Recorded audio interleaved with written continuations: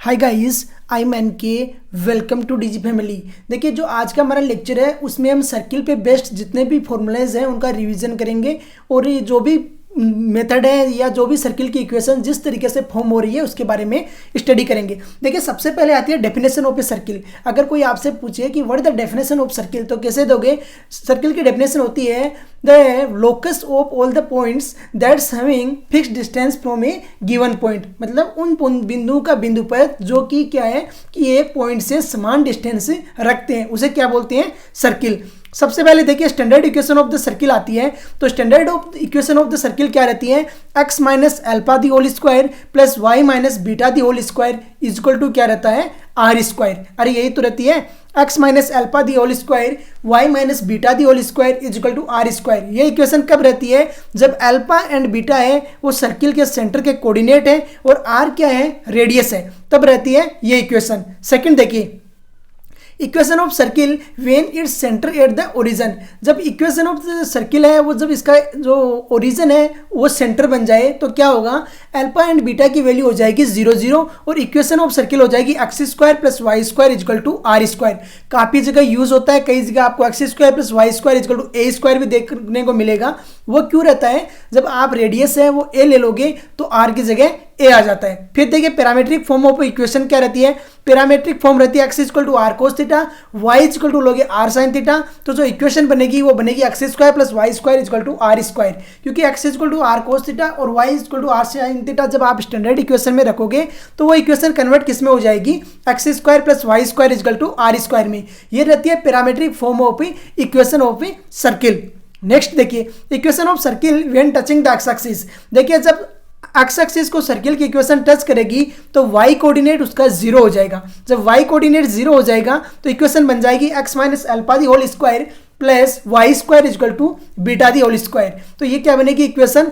X square plus Y square minus 2 alpha x minus के 2 beta y plus alpha square is equal to 0। ये equation आपकी बनेगी। देखिए, beta की वैल्यू जब 0 हो जाएगी तो आपकी ये टर्म्स भी 0 हो जाएगी, ये टर्म है वो भी 0 हो जाएगी। देखिए, ये वाली टर्म भी 0 हो जाएगी ना, क्योंकि बीटा की वैल्यू 0 हो रही है। नेक्स्ट देखिए,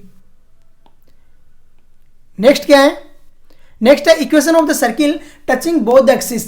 मतलब कि सर्किल की इक्वेशन फाइंड आउट करना जब क्या है कि बोथ द एक्सिस को टच कर रही है। जब बोथ द एक्सिस को टच कर रही है तो अल्फा अल्फा मतलब कि दो जो रेडियस है वो इक्वल रहती है, रेडियस इक्वल रहेगी। तो अगर अल्फा कोऑर्डिनेट एक्स एक्सिस का है तो वाई एक्सिस का कोऑर्डिनेट भी अल्फा रहेगा और इक्वेशन बन जाएगी x square plus Y square minus के 2 अल्फा एक्स माइनस के 2 alpha y plus alpha square equal to 0। तो ये इक्वेशन कब रहती है? जब सर्किल है वो किसी बोथ द एक्सिस को टच कर रहा है। इसके बाद में देखिए, if a circle has its centre on x axis and passes through the origin. X axis पे इसका सेंटर है तो इसका वाई एक्सिस एक्स एक्सिस पे क्या रहती है इक्वेशन? वाई कोऑर्डिनेट 0 रहेगा। तो ये क्या बन जाएगी? X square plus Y square minus के 2hx इक्वल टू 0। नेक्स्ट है, if a circle has its centre on y axis and passing through the origin. जब वाई एक्सिस पे है तो क्या रहता है? एक्स कोऑर्डिनेट 0 रहेगा और इक्वेशन बन जाएगी x square plus Y square minus के 2ky equal to 0। Next, equation of a circle passing through origin 0,0 and has it intercept a b on x axis and y axis respectively.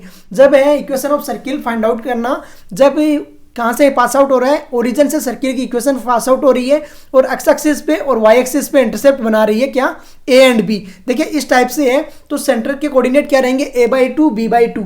अरे a/2 b/2 रहेंगे और यहाँ पर क्या रहेगी? Equation बन जाएगी x square plus Y square minus ax minus by equal to 0।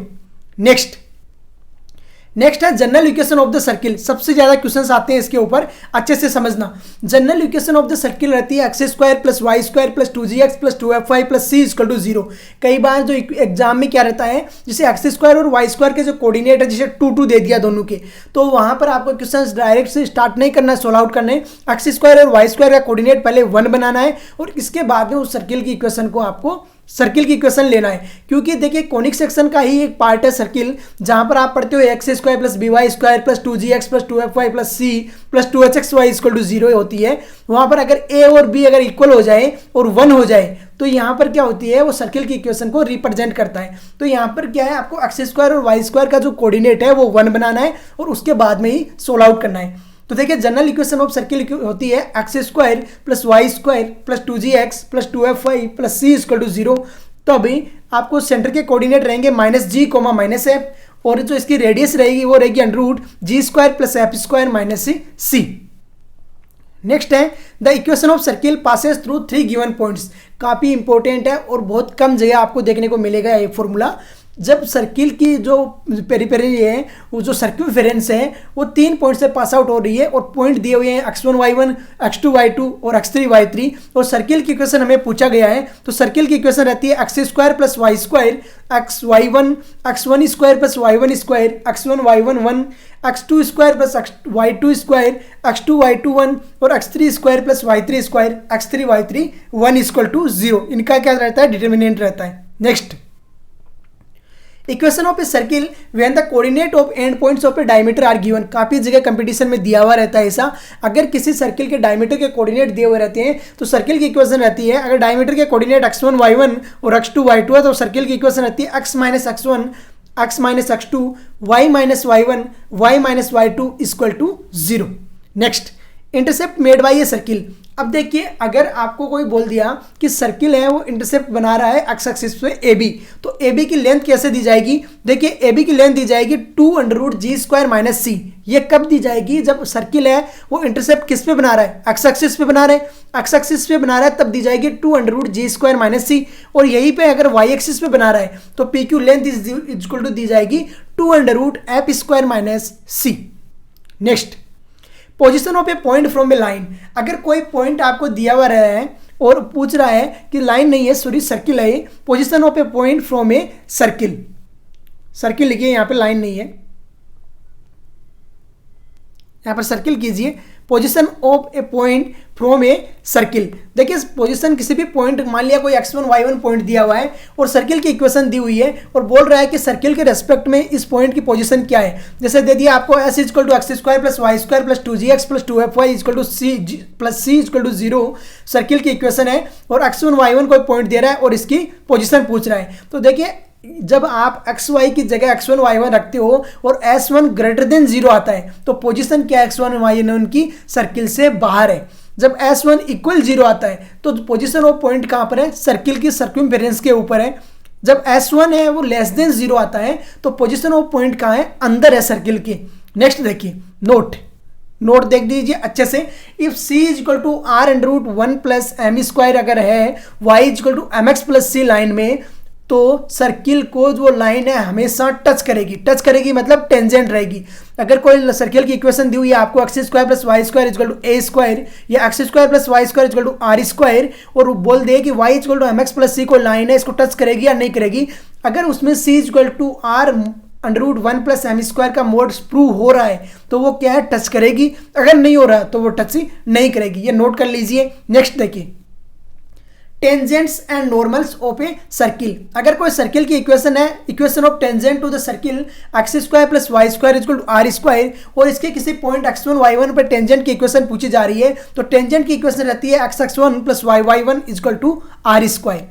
देखिए, नेक्स्ट है, अगर सर्किल की इक्वेशन है x² plus y² plus 2gx plus 2fy plus c equal to 0, और इसके टेंजेंट की इक्वेशन हमें पूछी जा रही है कहाँ पे, x1 y1 पे, तो टेंजेंट की इक्वेशन रहती है x1 plus y1 plus g x plus x1 plus f y plus y1 equal to 0। Next, pair of tangents from a point outside circle. अगर आपको सर्किल के आउटसाइड में कोई पेयर ऑफ टेंजेंट पूछ रहा है तो क्या रहता है, SS1 इक्वल टू t²। होता क्या है, देखिए, अगर सर्किल के सर्क्यूम्फेरेंस में कोई पॉइंट है तो टेंजेंट कितनी ड्रॉ की जा सकती है, सिंगल टेंजेंट ड्रॉ की जा सकती है।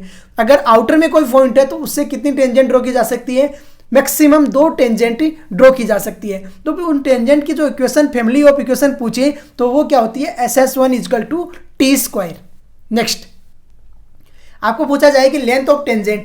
अगर P कोई पॉइंट है x1 y1 और T कोई इस पर टेंजेंट खींची जा रही है सर्किल पे और बोल दिया है कि length of tangent find out करो, तो लेंथ ऑफ टेंजेंट क्या रहती है, PT इक्वल टू रहती है √x1² plus y1² plus 2gx1 plus 2fy1 plus c equal to 0 है वो। तो यहाँ पर क्या रहती है, PT इक्वल टू रहता है √x1² plus y1² plus 2gx1 plus 2fy1 plus c, मतलब PT इक्वल टू √s1 रहती है लेंथ।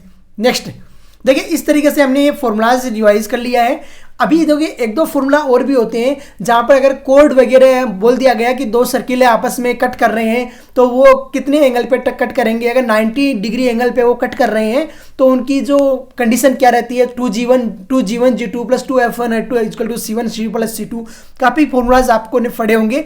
बाकी फॉर्मूलाज हम जब लास्ट में क्लियर करेंगे, जो फॉर्मूला बच जाएगा वो लास्ट लेक्चर्स में हमें बताएंगे। तो इस तरीके से आज का जो हमारा लेक्चर है उसमें हमें सारे सर्किल के जो फॉर्मूले स्टैंडर्ड फॉर्मूलाज यूज़ कर रहे हैं उनका रिवीजन कर लिया है। तो आज का लेक्चर हम यहीं पे फिनिश करते हैं। जय हिंद, जय भारत।